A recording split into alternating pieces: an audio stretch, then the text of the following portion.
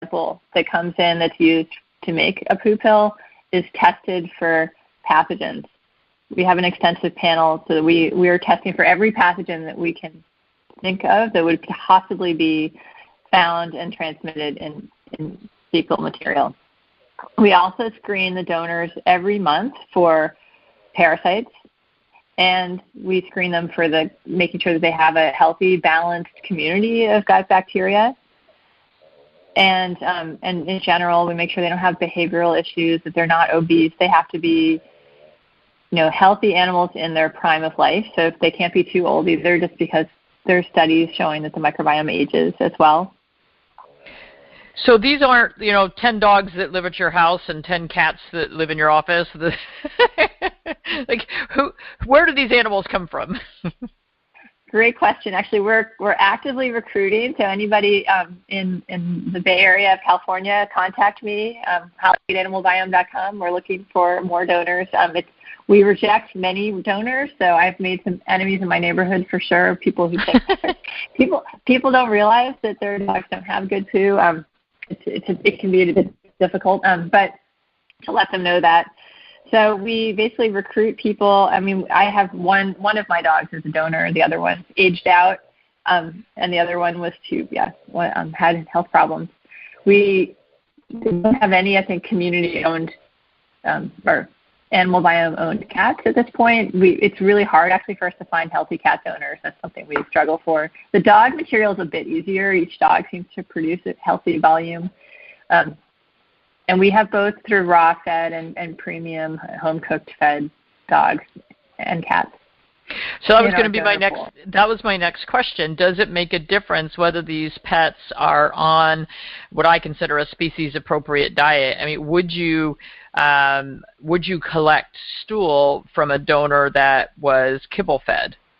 Do you find appropriate microbiome from them?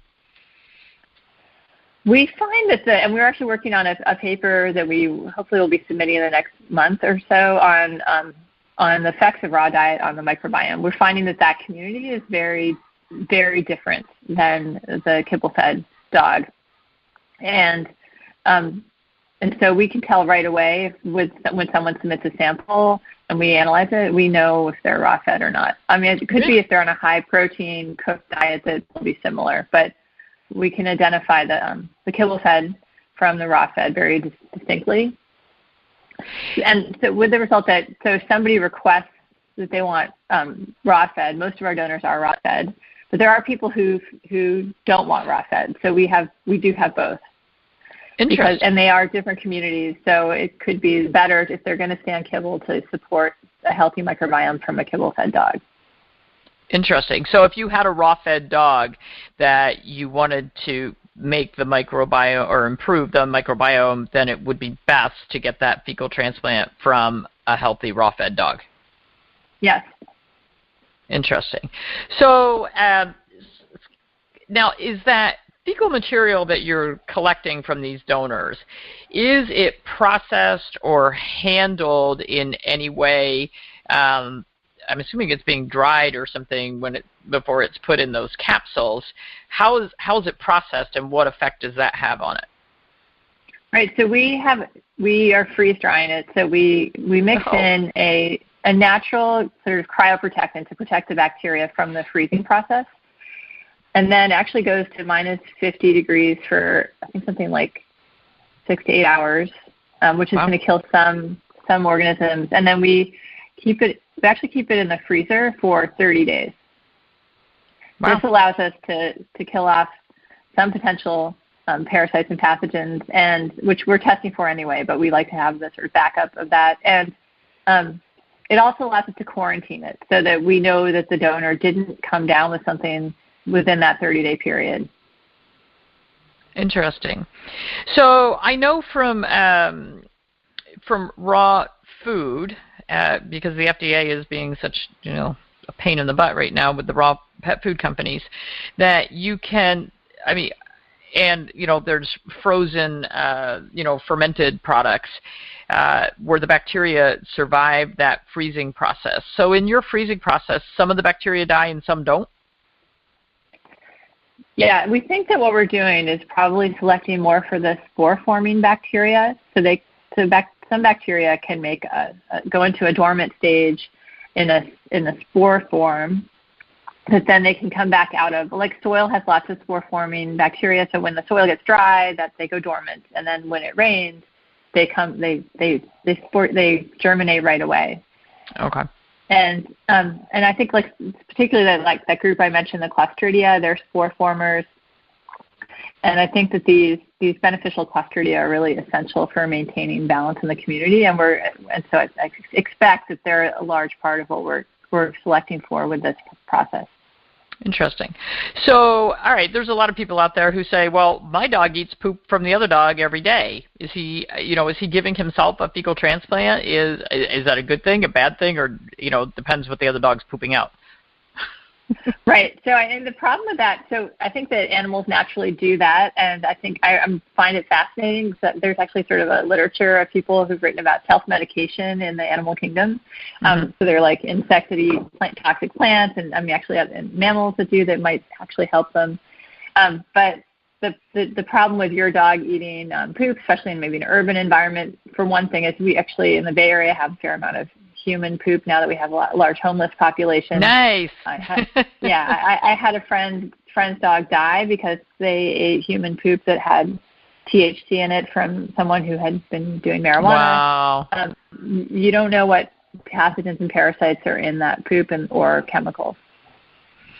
Interesting. So so I've got 7 dogs in this household. And actually, we have really good poop at the moment. But occasionally, I get somebody that's got, not so good poop. So if I feed them the good poop from the other guys, am I making a difference? I'm not sure if I can put that in their food bowl, but, just asking. Because I'm seeing everybody's little wheels turning like, well, hey, I've got another dog in the house who has a really good bowel. Why don't I just put some poop from him in the bowl for the other dog? I mean, would it help? Maybe. The thing is, we do a lot of testing, and there's still that risk that you're basically going to be spreading something from one dog to the next. We find E. coli fairly commonly in some dogs, and then you basically be just spreading that to the others. So I would still advise testing that dog before you start using it. I'm imagining all these people going out and scooping up their dog's poop and going, well, I can use this. I think we'd be better off to send the poo to you. And, I think what we've done is create an easy way to do this. So before oral capsules were available, veterinarians were having to put poop in a blender and deliver it by enema. And that's just really messy and yeah, I've seen and talked to veterinarians, who use this process all the time and just say it's the most wonderful thing in the world, and I have yet to do it in my clinic. I'm just saying.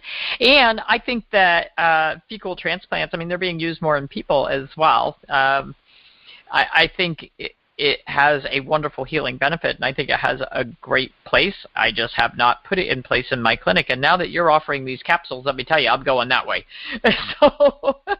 So if somebody has their pet tested, and then you decide, okay, we need to make these diet changes, more fiber, more protein, we're going to prescribe these fecal transplant capsules based on what your pet needs. Then do we test after that process to see how we've changed things, and how long after the process would you do that? Yeah, we definitely recommend testing afterwards. We have a package where you get a before test, then you do the capsules, and then we recommend testing 2 weeks after finishing the capsules. We don't want you to test during them because the system can be adjusting to the introduction of these beneficial microbes. And so if you wait 2 weeks after, then we know that all of the material in the capsules has passed through the system, several weeks earlier, and we can see how the community has shifted in response. Which is very interesting. And how long would an animal normally be treated with those capsules? It's about 30 days. 30 days. Okay. I actually have a client in Ohio who was having some issues, and I had her contact you. And after she finished her 30 days, she said, well, this is the easiest thing I ever did. My dog is cured. I love this. It was wonderful. And she said much better than, her dog living on metronidazole, and certainly much healthier for a pet. So, Holly, thank you so much for the work that you're doing. This is, somebody has to do it. And I'm glad that you are excited about it, because, for me, this would be like watching paint dry, having to sit here and study the animal biome from a DNA standpoint. And, you just have the mindset for this is the most exciting thing ever. And I'm so glad that you do, because somebody has to. And thank you for that. Thank you so much.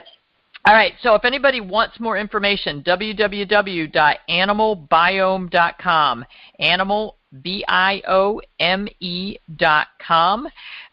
They also have a Facebook page, Animal Biome, and an Instagram, animal.biome.